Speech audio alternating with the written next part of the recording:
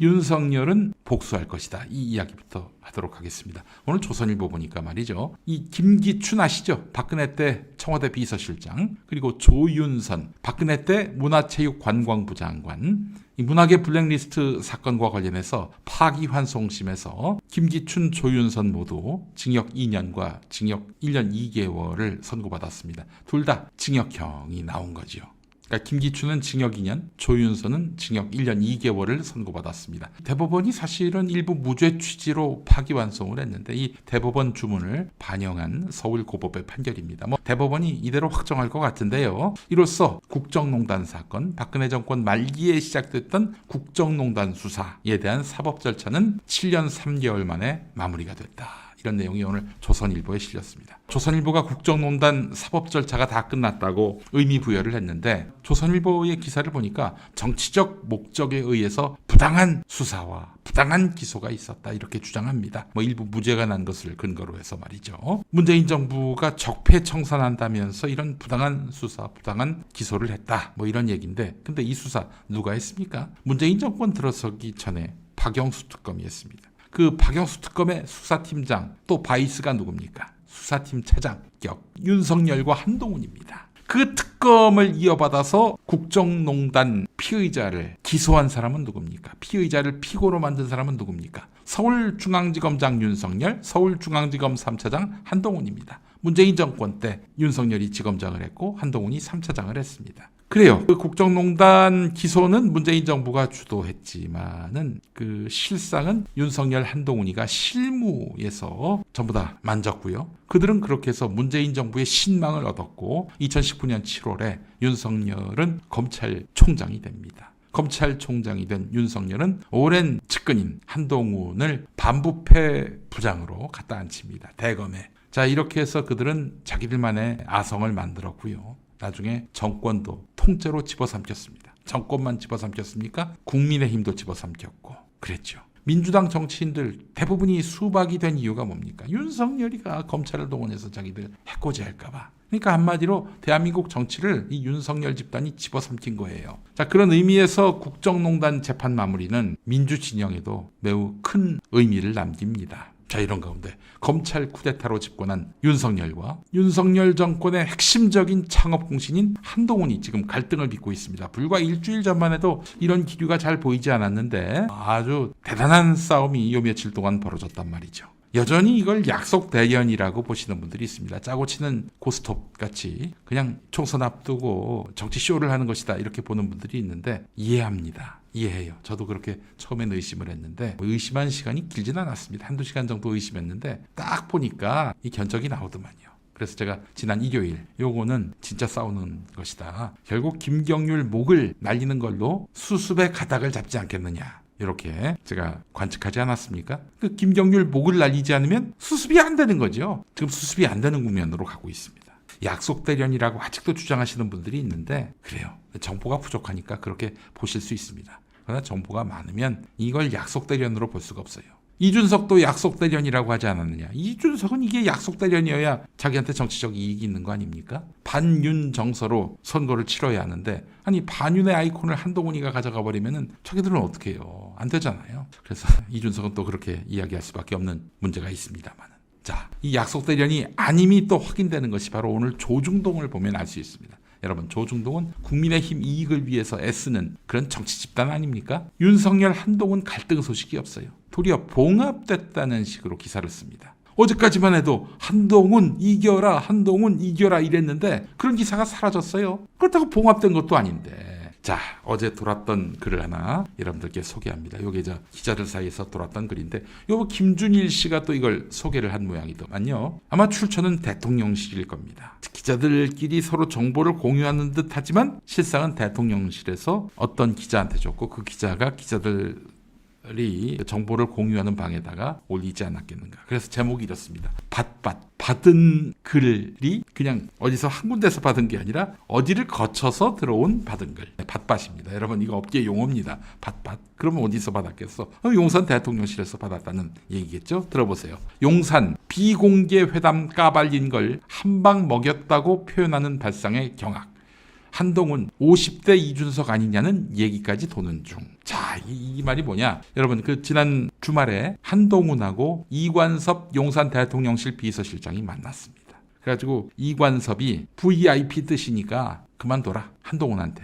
자, 그런데 월요일 아침에 한동훈이가 이관섭 대통령 비서실장을 만나서 이렇게 사퇴하라는 요구를 받았다. 다 시인했어요. 사실 이관섭이 한동훈 만났냐 안 만났냐 이걸 두고 설왕설래했었는데 한동훈이 확인을 해준 겁니다. 아니, 대통령실을 배려한다면은 설령 기분 나쁜 얘기를 듣더라도 그 얘기는 숨겨야죠. 그래야 하는 거 아니겠습니까? 근데 이거를 까발렸고요. 또 이제 서천시장에서 화해쇼를 한 다음에 또 한동훈 쪽에서 그런 얘기를 했던 모양이죠. 비공개 회담 까발려가지고 용산을 한 방 먹였다. 이 얘기가 용산주에 들어간 거야. 용산이 빡친 거지. 뭐 이런 새끼가 다 있어. 그러면서 한동훈은 50대 이준석이다. 이런 얘기가 나온 거예요. 한동훈이 이관섭의 이름을 깠습니다. 대통령실 비서실장이 지금 국민의힘 임시 당대표에게 와서 VIP 뜻이라면서 물러나라 이렇게 얘기를 한 거죠. 아니, 안 되죠. 당정 분리라는 게 왜 규율로 원칙으로 남습니까? 당은 당대로, 대통령은 대통령대로. 그래서 제왕적 대통령 제도를 개선하는 차원에서 사실 노무현 대통령 이후로 그냥 대통령은 일개 당원에 국한되는 그런 것들이 하나의 전통이 됐습니다. 여러분, 이명박 씨가 한나라당 총재를 했습니까? 대통령 할 때 아니잖아요. 박근혜가 대통령 되고 새누리당 총재를 했나요? 아니잖아요.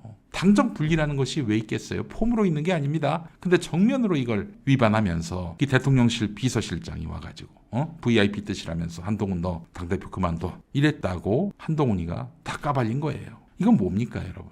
윤석열 망신시키는 정도가 아니에요. 이 윤석열이 대통령임에도 불구하고 당무 개입, 총선 개입을 했다고 밝히는 겁니다. 한동훈이가 자기 입으로. 나중에 윤석열은 이 건으로 수사받을 수 있습니다. 수사받아야죠. 당연히. 수사받을 일입니다. 이거. 윤석열은요, 검사로 있을 때 2016년 총선에 당시 청와대 비서실장도 아니고 청와대 저기 새누리당 공천에 개입했다면서 박근혜를 기소했습니다. 그리고 징역 2년형을 받게 했어요. 윤석열이가요. 검사로 있을 때. 박근혜는 끝까지 부인했어요. 나는 정무수석이 그런 행동을 했는지 안 했는지 모른다. 근데 왜 나한테 책임을 묻느냐? 이렇게 얘기했지만은 윤석열 비웃었고 판사도 비웃었습니다. 아니, 정무수석이 당신 뜻과 무관하게 자기 마음대로 당에 가서 이 사람 공천해라, 이 사람 낙천시켜라 그랬다는 거냐? 정무수석이 한 행동은 곧 대통령이 한 거다라고 판단을 해가지고 박근혜가 끝끝내 부정했음에도 불구하고 징역 2년형을 때렸어요. 우리 윤석열 검사님께서.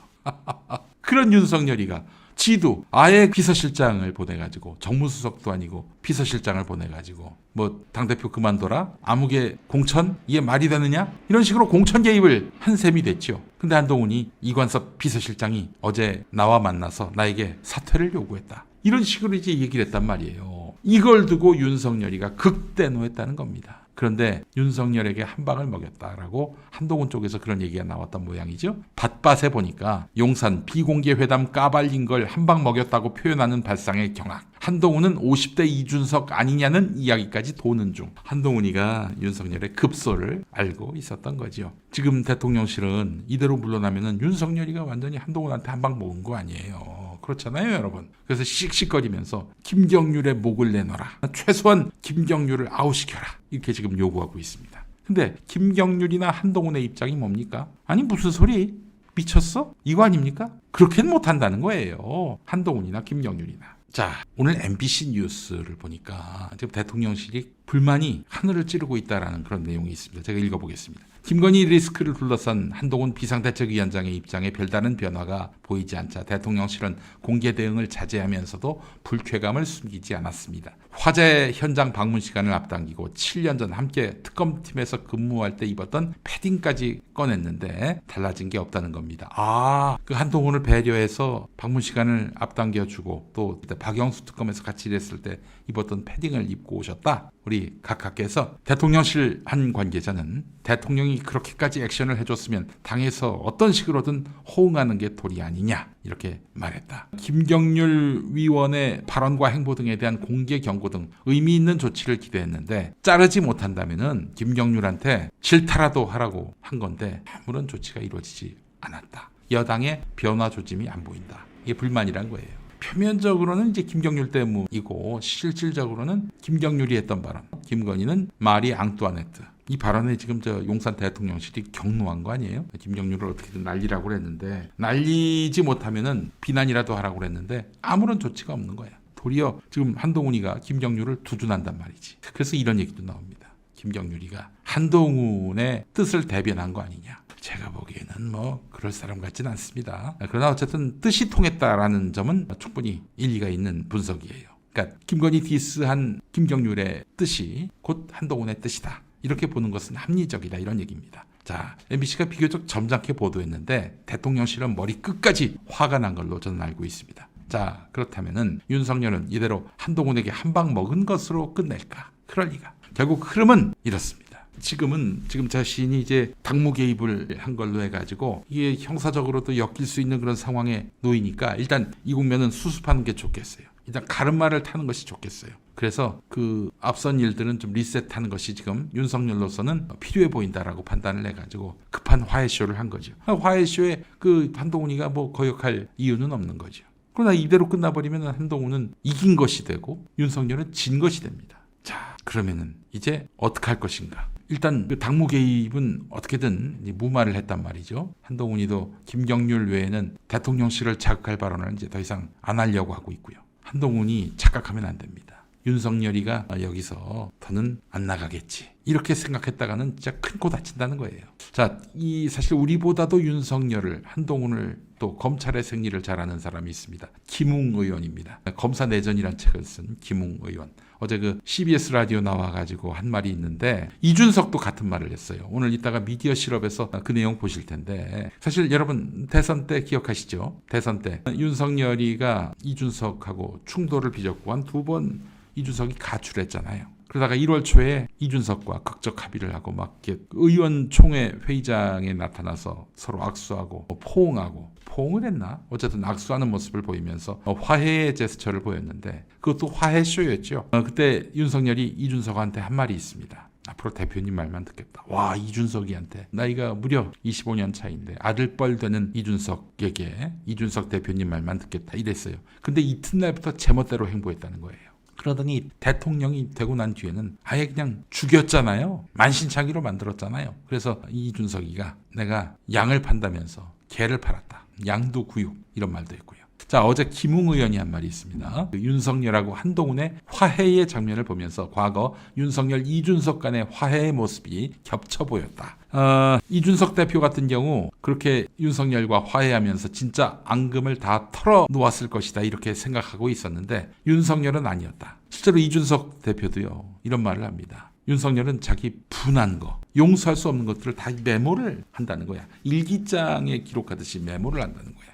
그리고 반드시 어떻게든 처절하게 응징한다는 거죠. 여러분 사실 진짜 리더는요 포용력도 중요하지만은 잘못한 것이 있을 때는 이렇게 분명히 책임을 묻는 이 이른바 결단력이라고 해야 되나? 뭐 제가 지금 윤석열을 좀 두둔하는 것처럼 비춰질 수도 있는 건데 윤석열이가 지금까지 자기 사단을 이끌어왔고 골목대장을 넘어서 아예 이 대통령직까지 집어삼킬 정도면은 그 조직 관리를 해왔던 거 아니겠습니까? 나한테 말 잘 듣는 친구는 키워주고 삐딱하게 나온다. 아, 이 새끼 봐라 하면서 이제 밟아버리는 거죠. 이준석이 바로 그랬다는 거예요.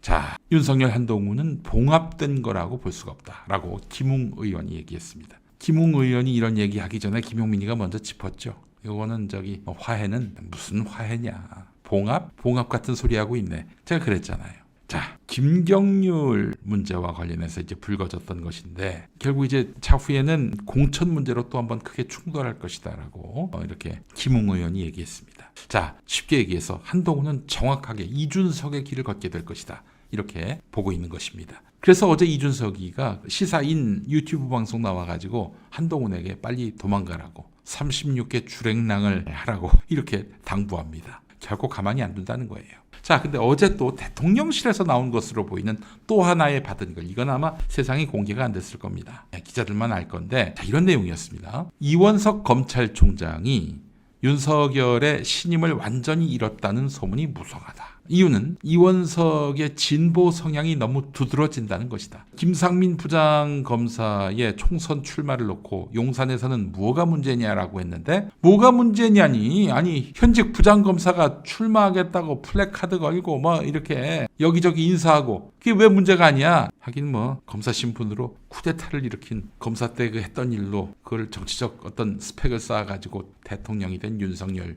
눈에는 그게 문제가 될 수 없다라고 보겠지요. 자, 계속 읽어보겠습니다. 이원석이 김상민에 대해서 중징계 청구 등 노골적인 징계에 나섰는데 이성윤에 대해서는 징계를 내렸지만 이성윤에 대한 징계는 김상민 징계 먼저 발표하고 며칠 후에 나온 것으로서 순서가 잘못됐다는 지적.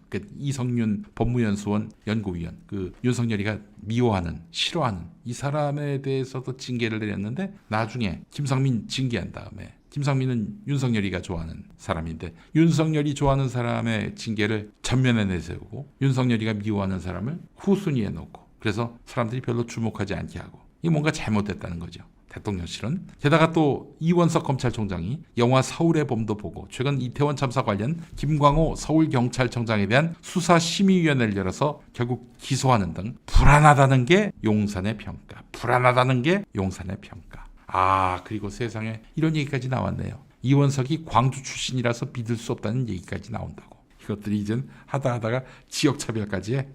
야, 광주 출신이라서 이원석이를 못 믿겠다고? 야, 이런 미친놈들이 다 있습니까, 여러분? 대한민국에 지금 행정부를 장악할 수가 있어요. 자, 그러면서 민주당 내에서도 이원석은 오히려 우리 쪽에 가깝다라는 전언. 이원석이 2022년 고 이용마 MBC 기자의 유가족을 찾아가는 공식 행보가 있었는데 검찰 안팎에서는 아무리 두 사람이 친구였다 하더라도 총장으로서 부적절한 것 아니냐는 말들도. 온 나라를 좌우로 나눠가지고 우파만 챙겨주고 조금이라도 좌쪽에 뭔가 배려한다든지 또 뭐 눈치를 본다든지 이러면은 그냥 적으로 규정해버리는 지역 갈라치기까지. 저는 이 받은 글 대통령실에서 저는 흘렸다고 봅니다. 마치 기자가 쓴 것처럼 기자가 취재해서 그 정보를 공유하는 것처럼 해가지고 정보를 줬다고 보는데 그래서 정보 보고 다 믿으면 안 되고요. 이게 도대체 누가 쓴 건지 누구의 이익을 대변하는 건지 이걸 다 감별해야 하는데 여기서 볼 수 있는 것 뭐냐? 이원석 검찰총장을 곧 날린다는 거예요. 한마디로 얘기해서 이렇게 분위기를 조성해가지고 결국은 이원석 검찰총장을 임기 못 지키게 하고 쫓아낸다는 거죠.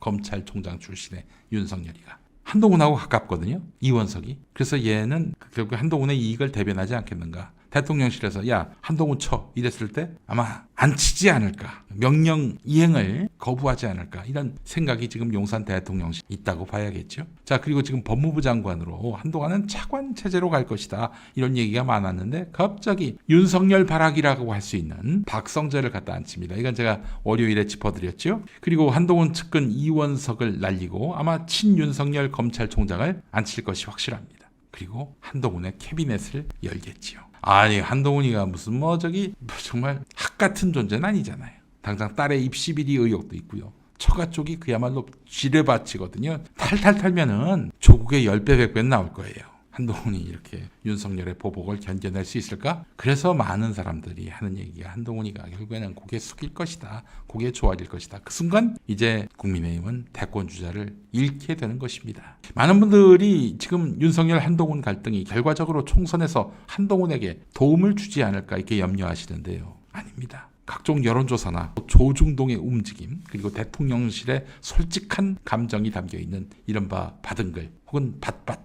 이것만 보면은 그들은 지금 개싸움 중입니다. 사실은 윤석열과 한동훈이 싸우는 건 아니죠. 아마 윤석열에게는 한동훈에 대한 애틋한 마음이 있을 수도 있어요. 결국 김건희와 한동훈이 싸우는 것입니다. 자, 이 싸움은 여권 모두를 공멸의 길로 인도할 것입니다. 두고 보십시오. 지금 다 제 이야기대로 돌아가고 있습니다. 재밌는 세상 아닙니까? 윤석열 복수극이 이제 곧 펼쳐지게 될 예정입니다.